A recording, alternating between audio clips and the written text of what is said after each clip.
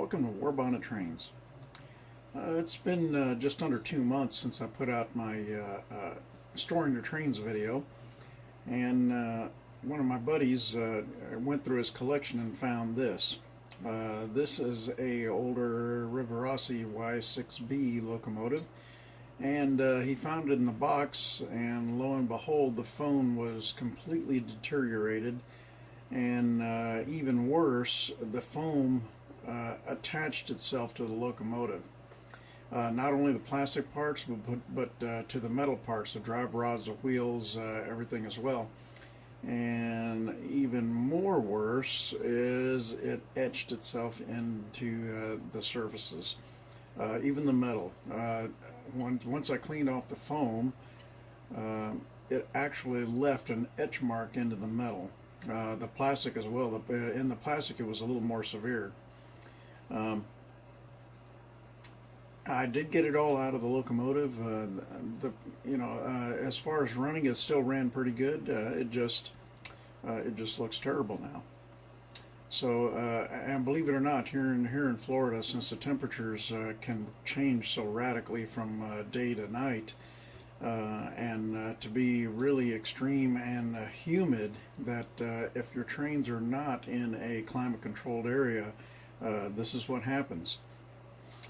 So what are we talking about? We're talking about extreme temperatures, and we're talking why this was caused. Come to find out, after asking him a few questions about where his trains are stored, he actually stored them in his train room, but it's in a shed that's out in his backyard. And come to find out, he only air conditions the shed when he's out in it. And it might be 4 or 5 days before he goes from one day to the next. So in those 4 or 5 days, what happens? The temperature from one day to the next, when the air conditioner is not running, you can get as much as 110 degrees inside the shed, and that's what deteriorates this foam. And when the foam deteriorates, it puts out an acid, a mild acid, and it literally just sticks itself to whatever it's touching. So two things that were not done correct here. One, the storage was not done correct. The train should have been put inside of a plastic container if it's going to be held in this environment, and that gives it sort of a temperature barrier. But even more important, the locomotive should have been taken out of the box and wrapped at the very least in something like saran wrap, so that the foam is not actually touching the model. So even if the foam does deteriorate, it's going to stick to the saran wrap and not your train itself. So through the pictures, what you're going to see here is the aftermath of this event. You're going to see what happens to the foam. You're going to see actually the pictures of what the foam did to the locomotive, even after I cleaned it.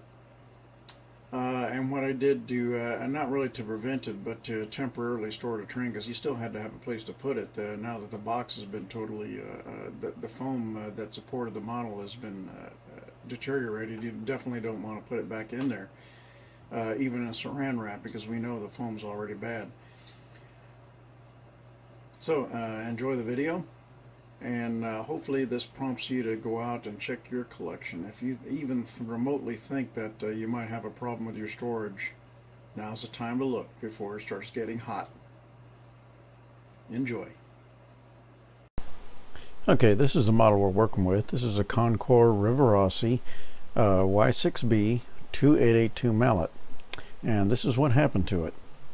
This is the foam. The foam has completely decomposed. It's decomposed to the point that it just crumbles in my hand, and also the chemical reaction that was happening in the foam made it extremely sticky, and this is what got it to stick to the locomotives. And this is what it looks like. It is completely stuck to this locomotive. It took a very stiff brush to get the larger clumps off of it. And still, even then, I had to put this locomotive in an alcohol wash to get the rest of it off. Okay, this is just after the brush cleaning, and you can see most of the big stuff is gone, but unfortunately there was getting indications of what it actually did. It actually etched itself into the metal and plastic parts. Okay, and you can see the plastic, the damage to the plastic, and more so looking at the metal. Now in the next photo you'll see what some of the real damage was.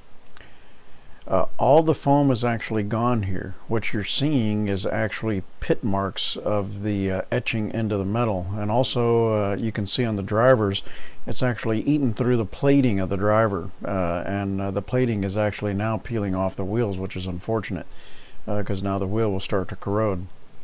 But this is the damage. Don't let this happen. Wrap your trains in plastic.